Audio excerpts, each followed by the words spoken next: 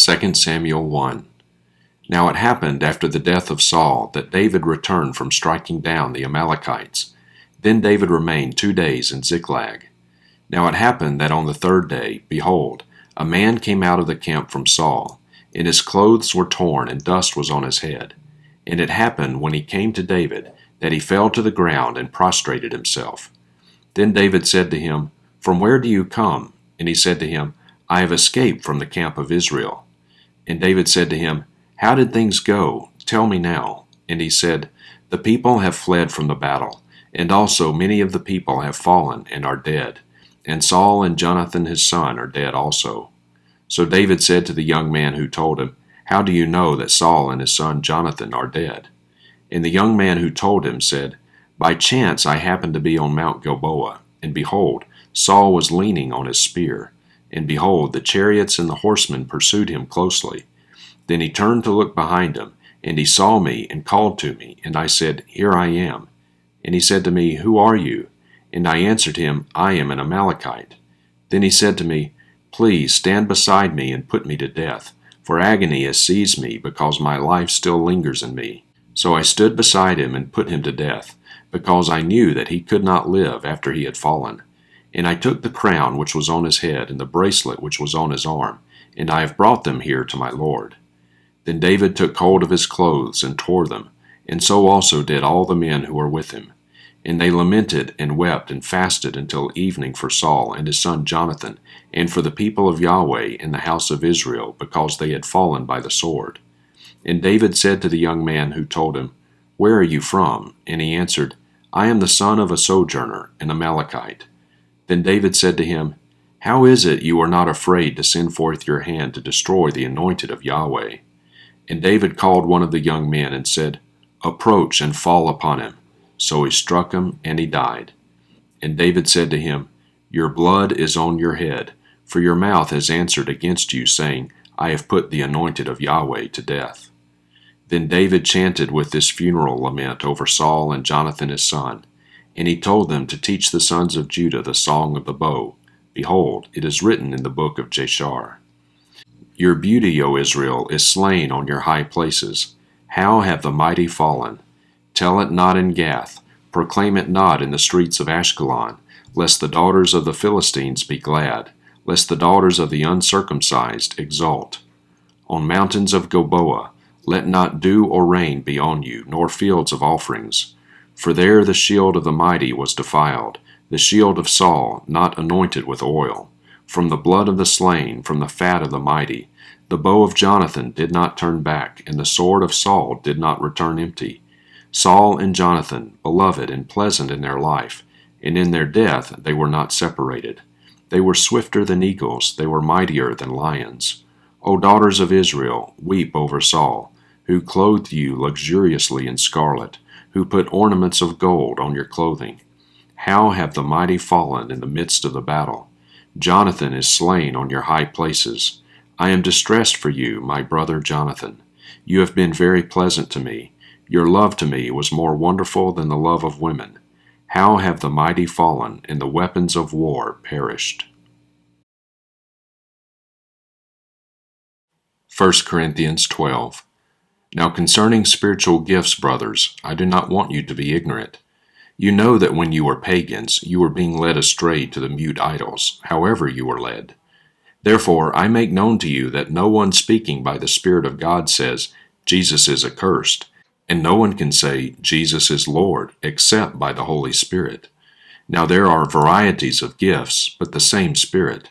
And there are varieties of ministries, and the same Lord. And there are varieties of workings, but the same God who works everything in everyone. But to each one is given the manifestation of the Spirit for what is profitable. For to one is given the word of wisdom through the Spirit, and to another the word of knowledge according to the same Spirit, to someone else faith by the same Spirit, and to another gifts of healing by the one Spirit, and to another the workings of miracles, and to another prophecy, and to another the distinguishing of spirits, to someone else various kinds of tongues, and to another the translation of tongues. But one and the same Spirit works all these things, distributing to each one individually just as he wills. For even as the body is one, and yet has many members, and all the members of the body, though they are many, are one body, so also is Christ. For also by one Spirit we were all baptized into one body, whether Jews or Greeks, whether slaves or free, and we were all made to drink of one Spirit. For also the body is not one member, but many. If the foot says, Because I am not a hand, I am not a part of the body, it is not for this reason any the less a part of the body. And if the ear says, Because I am not an eye, I am not a part of the body, it is not for this reason any the less a part of the body. If the whole body were an eye, where would the hearing be? If the whole were hearing, where would the sense of smell be? But now God has appointed the members, each one of them, in the body, just as He desired. And if they were all one member, where would the body be? But now there are many members, but one body.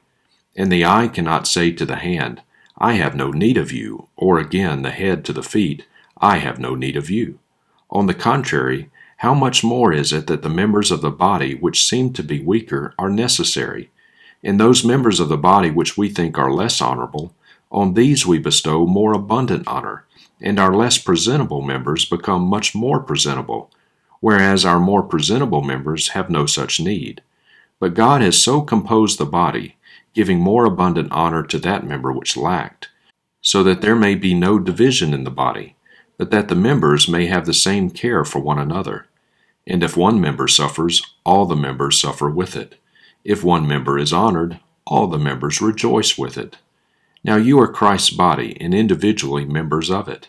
And God has appointed in the church, first apostles, second prophets, third teachers, then miracles, then gifts of healings, helps, administrations, various kinds of tongues.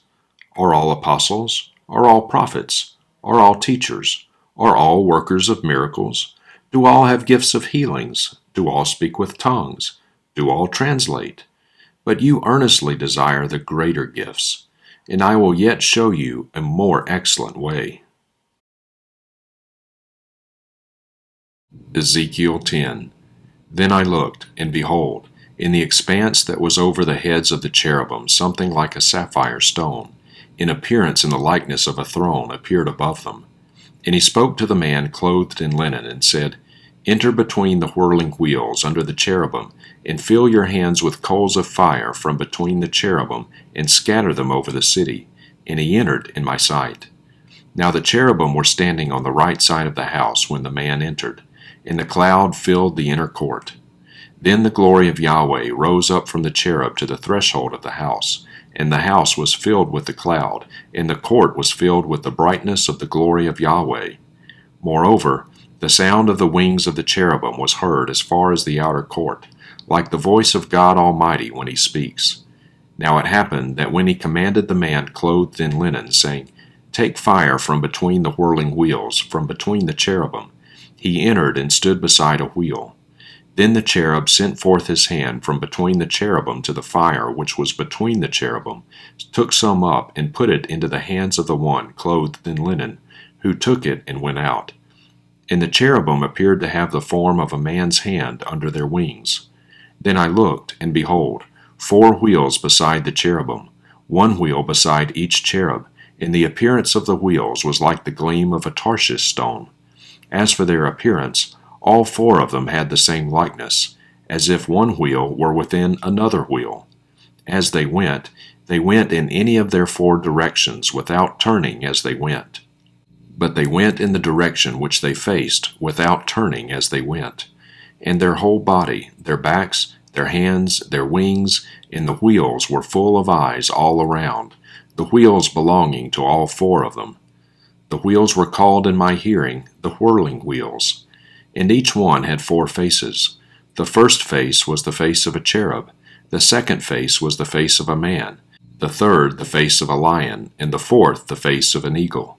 Then the cherubim rose up. They are the living creatures that I saw by the river Chebar. Now as the cherubim went, the wheels went beside them. Also when the cherubim lifted up their wings to rise from the ground, the wheels would not turn from beside them. When the cherubim stood still, the wheels would stand still, and when they rose up, the wheels would rise with them, for the spirit of the living creatures was in them. Then the glory of Yahweh departed from the threshold of the house and stood over the cherubim. When the cherubim departed, they lifted their wings and rose up from the earth in my sight with the wheels beside them. And they stood still at the entrance of the east gate of the house of Yahweh, and the glory of the God of Israel hovered over them. These are the living creatures that I saw beneath the God of Israel by the river Chebar. So I knew that they were cherubim.